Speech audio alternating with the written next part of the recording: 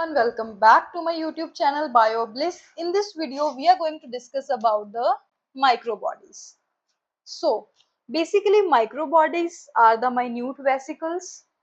They can be one to many per cell and sometimes they consist of the specialized enzymes, right? And they are present in all the eukaryotic cells, whether plants or animals. So write down with me. Microbodies are the minute vesicles, right? Secondly, they can be many per cell and they are single membrane. They are single membrane. Next is they consist of some special enzymes that helps in various cycles such as glyoxylation, like glyoxylate cycle जो हमारे पास रहता है, and urate metabolism में जो और enzymes help करते हैं, plus we can say beta oxidation of fatty acids में microbodies aid करती हैं. Next, these are present in all the eukaryotic cells. Present in all the eukaryotic cells, right? Basically we study three type of microbodies. So let's see. So three type of microbodies are there, right? The first one is spherosomes, right? Write down with me. First one is spherosomes. तो spherosomes they are present in plants. बेटा हम इसको plant lysosome कहते हैं. Plant lysosome. ठीक है, इसका role कहाँ पे है? It helps in lipid storage. Secondly हम बात करते हैं ग्लाइऑक्सिसोम्स की. तो ये स्पेशलाइज्ड पेरोक्सिसोम्स होते हैं. दूसरी चीज, they are present in oily seeds, right? And बेटा ये ऑयल्स को शुगर में कन्वर्ट करते हैं एंड प्रोसेस को कहते हैं हम glyoxylation, right? Glyoxylation. Secondly glyoxylate cycle perform करते हैं. ये ग्लाइऑक्सिलेट साइकिल परफॉर्म करते हैं. ये इसमें क्या रहता है बेटा? जो हमारे स्टोर्ड लिपिड्स होते हैं प्लांट्स में, ठीक है, उसको कार्बोहाइड्रेट्स में ये कन्वर्ट करता है. कार्बोहाइड्रेट्स में कन्वर्ट करता है. फिर उसके बाद फर्दर आगे वो ट्रांसलोकेट होते रहते हैं. दूसरी चीज बेटा, जो ग्लाइऑक्सिलेट साइकिल होता है, it does not occur in animal cells and animals are therefore unable to convert fatty acids into the carbohydrates. I hope इतना क्लियर हो गया सभी को. Third part is peroxisomes.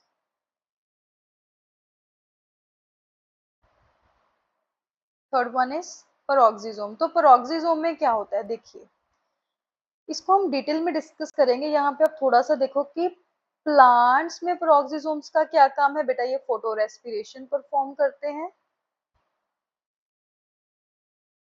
And C2 cycle में help करते हैं. अगर एनिमल्स की बात करें तो एनिमल्स में ये यूरेट साइकिल या यूरेट मेटाबॉलिज्म को कंडक्ट करते हैं. आई होप सभी को इतना क्लियर हो गया होगा. अब थोड़ा सा पेरोक्सिसोम के बारे में डिटेल में डिस्कस करते हैं. लेट्स सी क्या होता है peroxisome. Now see, peroxisomes, they are actually discovered by Christian de Duve in 1965, right? Write down with me. Discovered by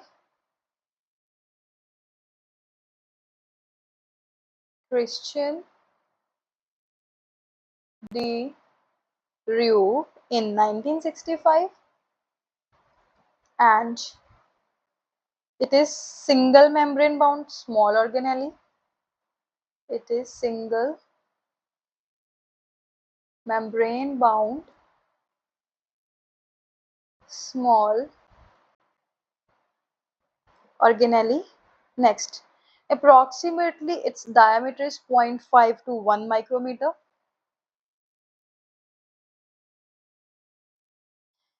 Next, it is present in all eukaryotes.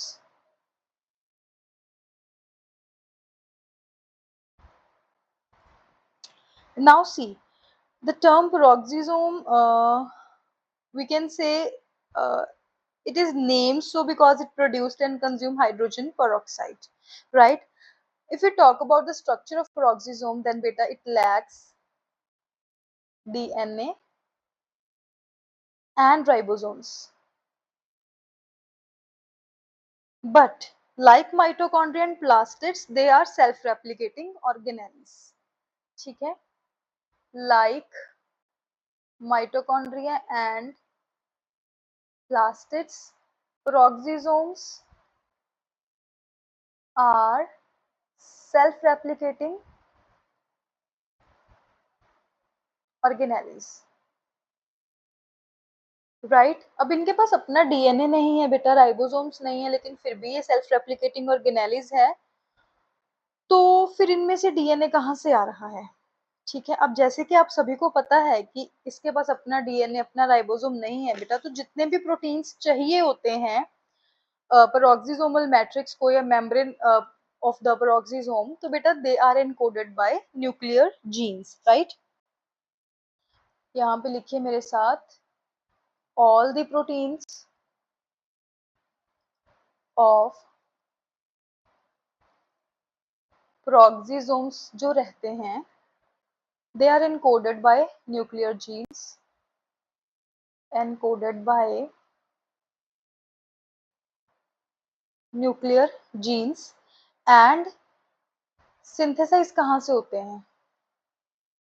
They are synthesized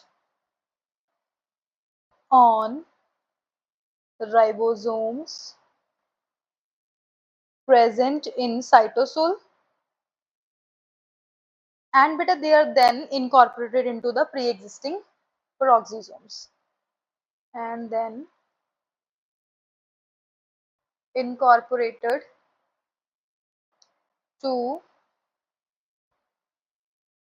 already existing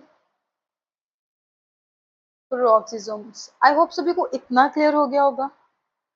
अब देखिए जो हमारे पास peroxisomes है, नए peroxisomes जो बन रहे हैं, क्या वो प्री एग्जिस्टिंग से बन रहे हैं?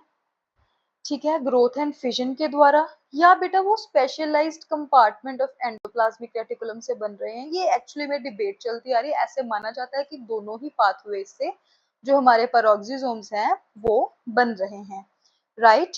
अब देखिए इसको समझते हैं थोड़ा सा। देखिए स्टूडेंट्स, अब पेरोक्सिसोम्स नए कैसे बनते हैं उस चीज को हम डिस्कस करते हैं। देखिए मैंने आपको ऑलरेडी बताया है कि जो पेरोक्सिसोम्स के लिए प्रोटीन्स होते हैं, they are encoded by nuclear jeans.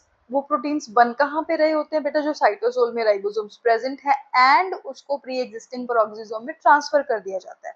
उसके बाद जब पेरोक्सिसोम बना बेटा तो उसकी फिजन होएगी, राइट? बिल्कुल जैसे प्रोकैरियोट्स करते हैं, जैसे हमारा प्यारा अमीबा करता है, वैसे ही इसकी फिजन होएगी and it will divide into the daughter cells.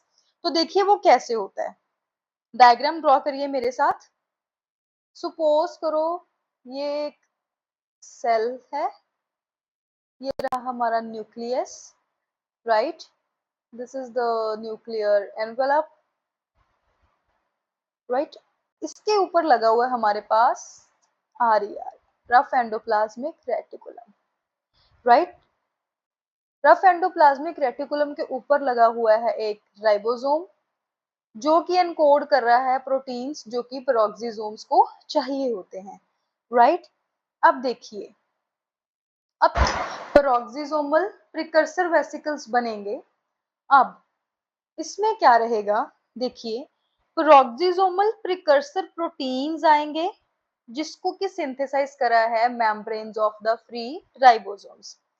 ये कुछ हमारे पास प्रोटीन्स पड़े हैं, ये भी इसमें ऐड हो जाएंगे। इसको हम बोलते हैं पेरोक्सिसोमल प्रिकर्सर प्रोटीन्स। सिंथेसाइज किसने करा है? Bye membrane of free ribosomes,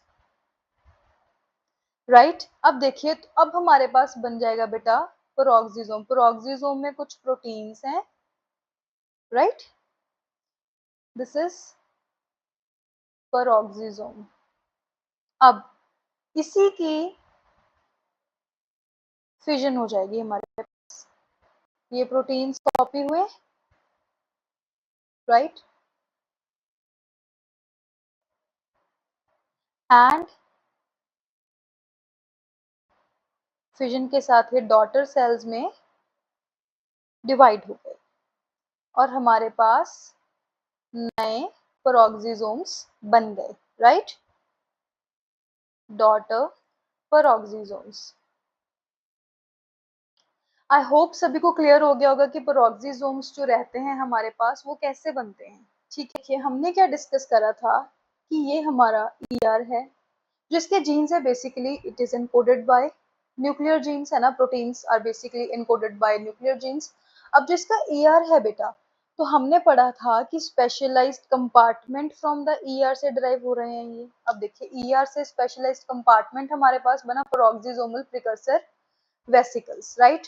अब साइटोसोल में भी इसके प्रोटीन्स बन रहे हैं बाय राइबोसोम्स, वो इसमें इनकॉर्पोरेट हो जाएंगे वेसिकल में, एंड हमारे पास बेटा बनेगा पेरोक्सिसोम। पहली थ्योरी तो हमने जस्टिफाई कर दी। सेकंड, हमने बोला था कि नॉर्मल जैसे ऑर्गेनेली की ग्रोथ होती है, बिल्कुल वैसे ग्रोथ हो रही है ऑर्गेनेली की बेटा, एंड उसके बाद इसकी फिजन हो गई। फिजन हुई तो it gets divided into the daughter peroxisomes. I hope सभी को इतना क्लियर हो गया होगा। अब अगर इसके फंक्शंस को डिस्कस करें बेटा, तो it functions in beta oxidation रहती है। एनिमल्स में जो बीटा ऑक्सीडेशन है, या एनिमल्स कह सकते हैं, या हम स्पेसिफिकली बोले तो बेटा मैमल्स में जो बीटा ऑक्सीडेशन है, it occurs in both mitochondria and peroxisomes. But बेटा अगर प्लांट्स की बात करें, तो प्लांट्स में it occurs only in peroxisomes. I hope सभी को इतना क्लियर हो गया होगा, इसमें किसी को कोई भी डाउट नहीं है। अगर वीडियो अच्छी लगी हो तो बेटा लाइक करना। तो नेक्स्ट वीडियो में हम डिस्कस करेंगे न्यूक्लियस के बारे में। तब तक के लिए बाय बाय, टेक केयर, पढ़ते रहो, ठीक है, पेपर जल्दी आपको देखने को मिलेगा। Thank you.